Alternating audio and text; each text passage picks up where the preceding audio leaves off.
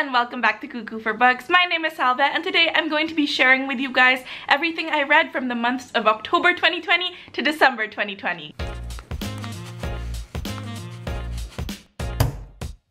Okay, so I realized that this video, especially coming on the heels of last week's video, aka my favorite books of 2020, this feels kind of anticlimactic, right? But I did this for every quarter of 2020, wrapping up everything I read, and dang it if I'm not gonna see it through all the way to the last quarter. But I also wanted to share these books in particular with you guys because I think this is the best reading quarter I had for the entire year of 2020. So the first one on my big giant pile is Obsidio by J. Kristoff and Amy Kaufman. This is a sci-fi novel and it is the third book in the Illuminae files. It's a story of this mega corporation colonizing planets, killing people, all the typical evil villain things that you see in sci-fi books, right? Our heroes and heroines are members of the Illuminae group who are trying to expose this mega corporation and all their nefarious deeds. The series as a whole has a lot of like spaceship explosions and wars and fighting and plagues and bad AIs and flesh-eating worms and just everything that could make a series exciting. The next book was a reread. I have to say I did succumb to a lot of rereads during this particular quarter. For the first 3 quarters of 2020, I was like,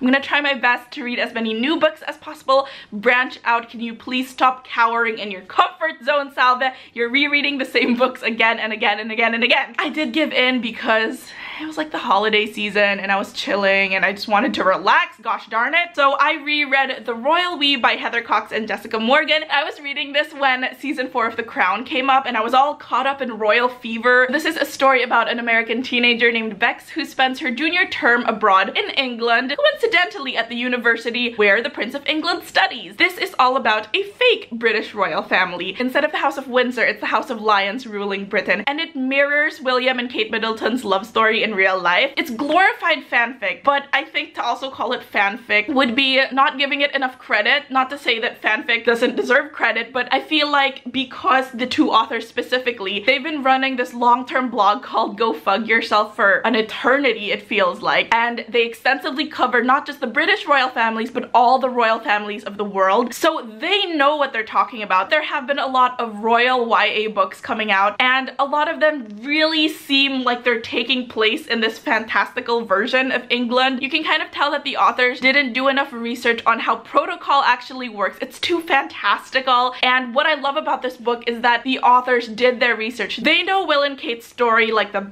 back of their hand, probably more than anybody else. If you're looking for something to fill the crown-shaped hole in your heart while we wait for season 5 that I know is not coming out this year, I would highly recommend checking out The Royal We, and there is a sequel which I'm really excited to check out. Next up, and I'm not gonna talk about this a lot because oh my god, I've talked about this book so many times on this channel. Actually, a lot of books on this list I've talked about multiple times on this channel, so I'm hoping this is a really fast video if I can control my motor mouth. I still had free credits on my audiobook account, and so I decided to reread or re-listen to A Court of Thorns and Roses by Sarah J. Maas. It's a fairy tale retelling of Beauty and the Beast. It's just an okay book. I heard the sequels get better. Again, like everything I've said so far, I'm excited to tackle the sequel for this year. Fingers crossed that I actually get to it because it was one of my goals for 2020 and I didn't get around to it. So we'll try it again this year. Yeah! The next book was one of my favorite books of 2020 and it is Admission by Julie Buxbaum. This is a YA book that is based off of the college admission scandal that happened in the US sometime last year. Felicity Huffman, Lori Loughlin, they were all charged with cheating their kids' way into college. I really enjoyed it. I know there are a lot of people who say that we shouldn't sensationalize current events and definitely not immortalize them in literature, but you know what? It was my guilty pleasure, still is my guilty pleasure, so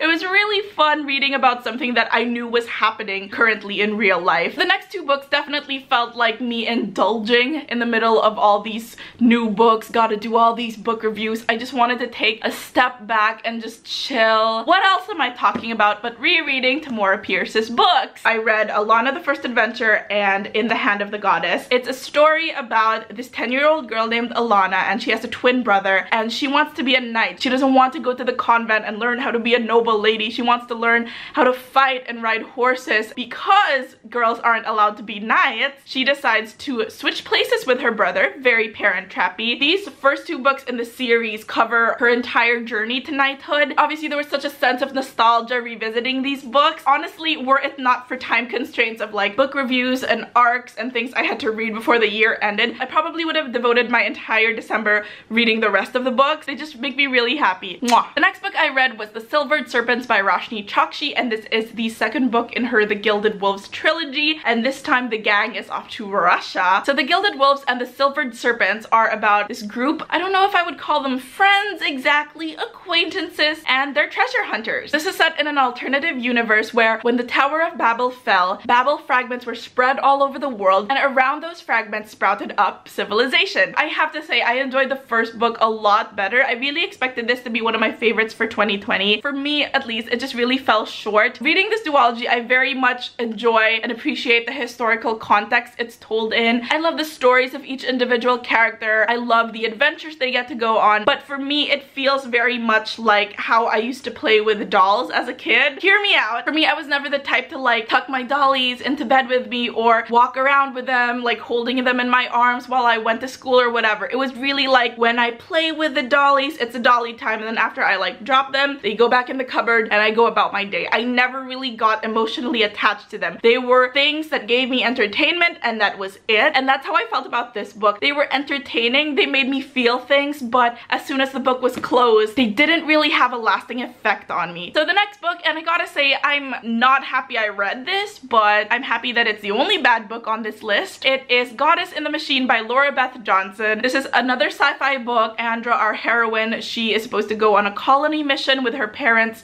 to this new planet, and they're supposed to go into cryogenic sleep. She wakes up 1,000 years too late, and she's on this strange planet, and people are treating her like a goddess. It sounds like an excellent sci-fi movie. Unfortunately, it did feel overloaded. The author tried to include too many plot points. She wanted a revolution. No, she wanted technology. No, she wanted fantasy. It was just bogged down by the author trying everything at once. I talked about this book in my video about books that had wasted potential. Oh boy, and did this ever. The next book I read was also a favorite of 2020, and it is Anne Boleyn, A King's Obsession by Alison Ware. Something I've realized reading a lot of historical fiction, most of the time authors are either historians or storytellers. Either they'll take too many artistic liberties in their storytelling, or they're just historians and say things very blandly and robotically. But Alison Ware is one of those rare authors who is both a historian and a storyteller. I really enjoy her books. I would highly recommend checking them out. I know a lot of people are new fans of the musical Six, and if you want to learn more about the historical context, who better to turn to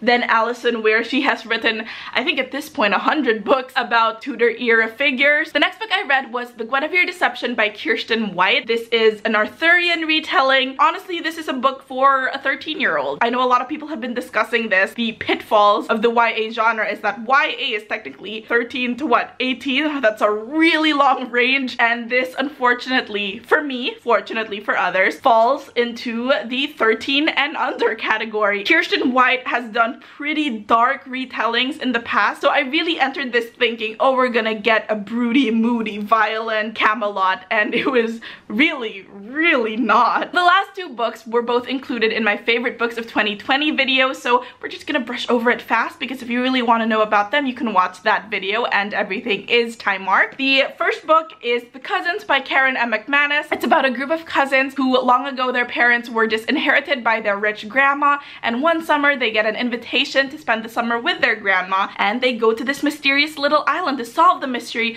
of what happened 25 years ago that caused their grandma to disinherit their parents. Whew! It's enjoyable. As a fan of Nancy Drew and Murder, She Wrote, this was just mwah, right up my alley. That's all I'll say to keep this video short, because I've already said everything I need to say about this book in the review and in the favorites. I will leave the favorites down below in the description box. Yes, period, full stop, moving on. And the last book that I read, I realized it's also quite anticlimactic that I included this and put this at the very last, because this is also a favorite book of 2020, and it is Mexican Gothic by Silvia Moreno Garcia. I really love the cover. When I don't have anything to say in my brain, I always revert to, and I really love the cover. This is a gothic thriller set in Mexico, and it's a story about Noemi, the socialite who is sent up into the mountains to this old English manor to investigate what is wrong with her cousin. What do you find in old English manors up in mountains? Nothing good, I'll tell you that. Creepy stuff. There's this whole bit with the mushrooms. I don't want to go into it. Okay, so I know last week I said goodbye 2020, ha ha ha, goodbye forever. I'm not saying goodbye to 2020 yet because I have to film my last wrap up, but for reals, this time goodbye 2020, goodbye and good riddance. Hope to never see you again. You can follow me on my other bookish adventures on Twitter and Instagram. I'm both at Cuckoo for Books. Please subscribe and I will see you guys very soon. Bye guys!